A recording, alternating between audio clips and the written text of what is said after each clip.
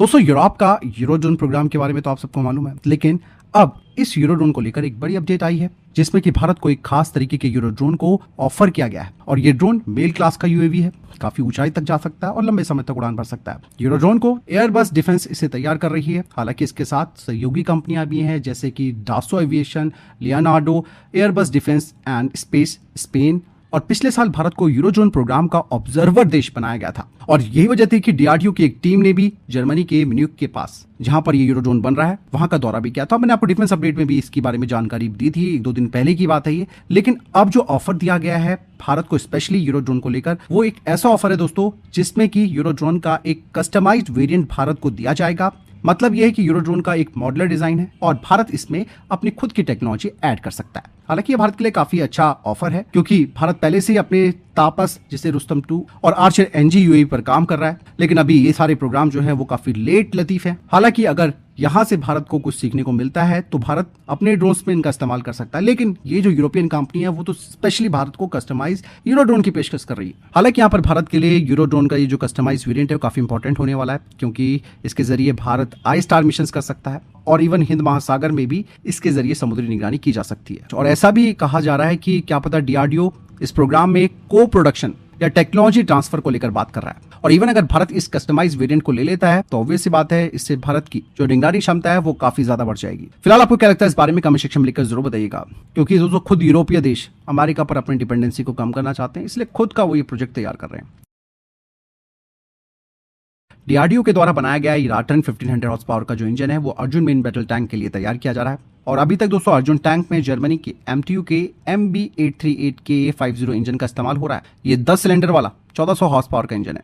लेकिन Dutton engine न सिर्फ एक बढ़िया ऑप्शन भारत के लिए बनेगा, बल्कि ये इंजन दोस्तों जर्मनी के इंजन से 7% यानी कि 7% ज्यादा पावरफुल है। और अब जो अपडेट आई है इस इंजन को लेकर, जिसमें कि ये पता चला है कि इस इंजन के ग्राउंड रन लगभग पूरे हो चुके हैं और अब इंजन को पुराने अर्जुन टैंक में फिट किया जाएगा और फिर मोबिलिटी ट्रायल्स किए जाएंगे और ये काम 2025 के अंत में शुरू होगा। हालांकि इसके लिए अर्जुन टैंक के इंजन बे और फ्यूल सिस्टम में बदलाव भी करने होंगे। रीजन ये है कि MTU इंजन जो है वो यू शेप डिजाइन का था, जबकि डाटरन का जो आर्किटेक्चर है वो बिल्कुल अलग है। और ये जो ट्रायल्स हैं इस इंजन के वो थार रेगिस्तान और लद्दाख में किए जाएंगे और 2025 के अंत से 2027 तक ये ट्रायल्स चलेंगे। अगर ये ट्रायल सफल रहता है तो 2027 के बाद अर्जुन टैंकों में यही इंजन पूरी तरीके से इस्तेमाल किया जाएगा, जो कि इंडियन आर्मी को और ज्यादा अधिक मजबूत बनाएगा। दोस्तों HAL का LCH प्रचंड को लेकर भी एक बड़ी अपडेट आई है। आपको मैं बता दूं कि LCH प्रचंड में अभी नेक्स्टर गन का इस्तेमाल किया जा रहा है और आगे भी किया जाएगा।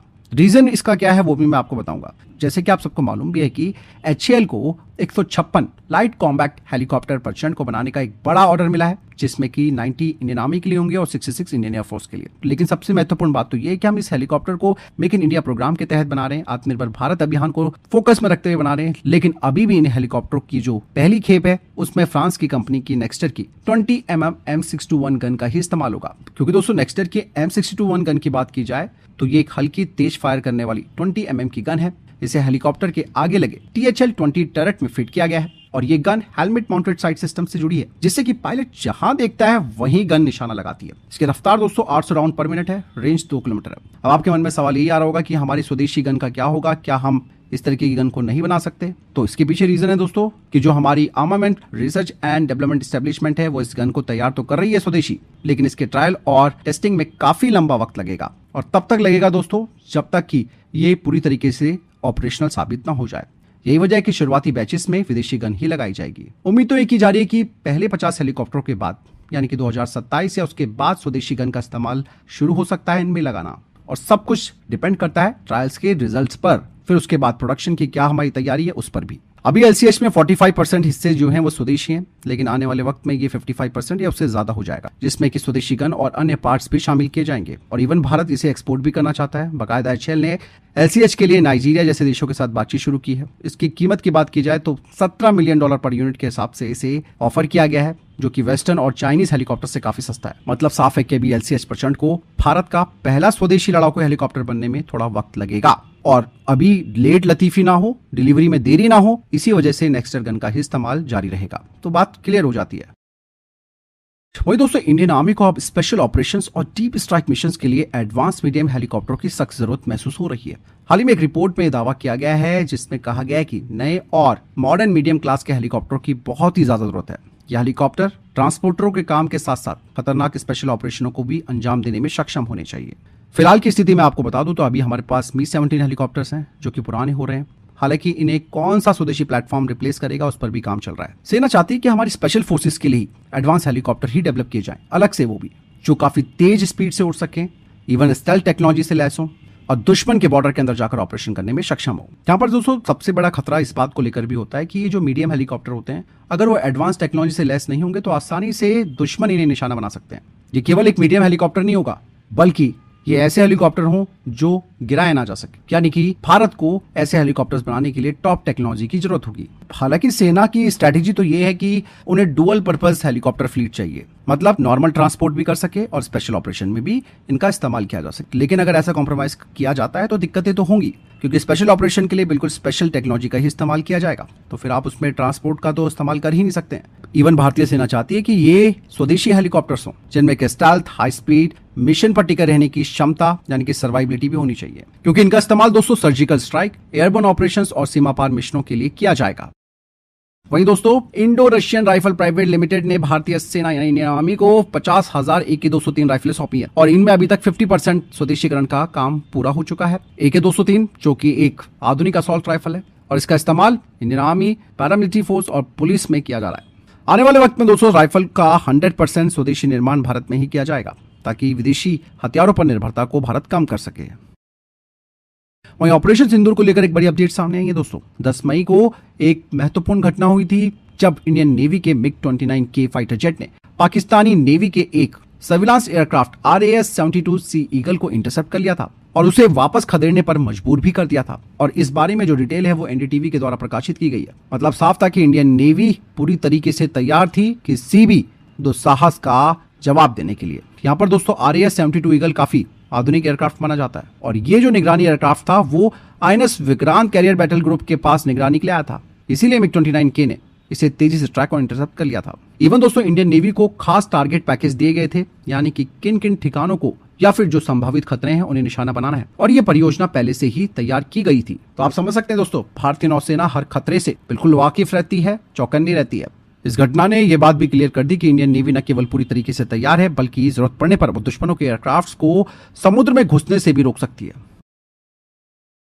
वहीं दूसरी तरफ भारत और रशिया के बीच बातचीत हुई है Su-30 MKI फाइटर जेट को अपग्रेड करने को लेकर, जिसमें कि बकायदा एक नए AL-41 इंजन की पेशकश भी भारत को की गई है। आपको मैं बता दूं कि अभी जो Su-30 MKI जो भारत में बनते हैं उनमें AL-31 इंजन लगाए गए हैं। ये इंजन पुराना और कम ताकतवर है, लेकिन रशिया भारत को अब AL-31 की जगह नया पावरफुल AL-41 इंजन को लेकर बात कर रहा है कि भाई इस इंजन का इस्तेमाल आप करो इस फाइटर जेट में। इवन AL-41 इंजन दोस्तों Su-57 स्टेल्थ फाइटर जेट में भी इस्तेमाल हो रहा है। ज्यादा थ्रस्ट देता है, बेहतर फ्यूल एफिशिएंसी देता है, हाई परफॉर्मेंस मिशंस के लिए काफी बेहतर भी है। यहाँ पर दोस्तों भारत को Su-30 MKI को अपग्रेड करने की जरूरत इसलिए भी है क्योंकि भारत के पास सबसे ज्यादा Su-30 MKI हैं, करीबन 270 से ज्यादा, और इंडियन एयरफोर्स के लिए इन्हें मॉडर्न बनाए रखना काफी जरूरी है ताकि लंबे समय तक ये सर्विस में रह सके, नए हथियार, रडार सेंसर्स के साथ तालमेल बना सके, दुश्मन के नए जनरेशन के फाइटर जेट्स का मुकाबला कर सके। और Su-30 MKI में क्या क्या चीजें अपग्रेड हो सकती हैं, जैसे कि पहला तो इंजन ही अपग्रेड होगा, यानी कि AL-41 इंजन लगेगा। इसके अलावा नया एवियोनिक्स सिस्टम इसमें लगाया जाएगा, आइसर रडार का इस्तेमाल किया जाएगा। इवन इसके मिसाइल्स और वेपन सिस्टम में भी कई तरीके के चेंजेस किए जाएंगे। अब ये बातचीत हालांकि शुरुआती लेवल पर है। भारत फिलहाल इस ऑफर का तकनीकी और रणनीतिक मूल्यांकन भी कर रहा है, और अगर ये बात सब कुछ सेट हो जाती है तो आने वाले टाइम पर आपको देखने को मिलेगा कि Su-30 MKI AL-41 जैसे ताकतवर इंजन के साथ उड़ान भर रहा है।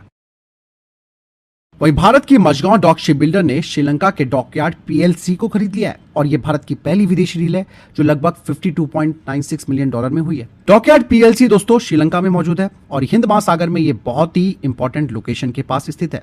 मतलब भारत को कई स्ट्रेटेजिक फायदे भी मिलेंगे इससे, और सबसे बड़ा फायदा ये होगा कि MDL को मैरीटाइम सेक्टर में एक इंटरनेशनल ठिकाना यानी कि स्ट्रेटेजिक बेस जिसे कह सकते हैं वो मिल जाएगा। MDL सिर्फ अब भारत में नहीं बल्कि क्षेत्रीय और वैश्विक स्तर की कंपनी भी बन जाएगी। डॉकयार्ड PLC जो है वो भी एक शिपयार्ड है, जहाज बनते हैं यहाँ पर, मरम्मत भी होती है और ये कई तरीके की सर्विसेज भी देते हैं। मतलब साफ है कि इस डील से भारत की समुद्री ताकत को इंटरनेशनल लेवल पर बढ़ाने में मदद मिलेगी। हिंदुस्तान एरोनॉटिक्स लिमिटेड ने अब अमेरिकी कंपनी जनरल एटॉमिक्स के साथ बातचीत करनी शुरू कर दी है और जिसका उद्देश्य है कि भाई MQ-9B जो हेल क्लास का ड्रोन है उसके लिए भारत में MRO सेवाएं दी जा सके। और आपको मालूम भी है कि MQ-9B जो कि एक हेल क्लास का ड्रोन है और हमारी तीनों ही आर्म फोर्सेस को ये मिलेगा। 2026 से इनकी डिलीवरी शुरू होने लगेगी। ये बात इसलिए भी दोस्तों काफी इंपॉर्टेंट हो जाती है क्योंकि MQ-9B में जो इंजन इस्तेमाल हो रहा है वो हनीवेल का TPE-331 हो रहा है।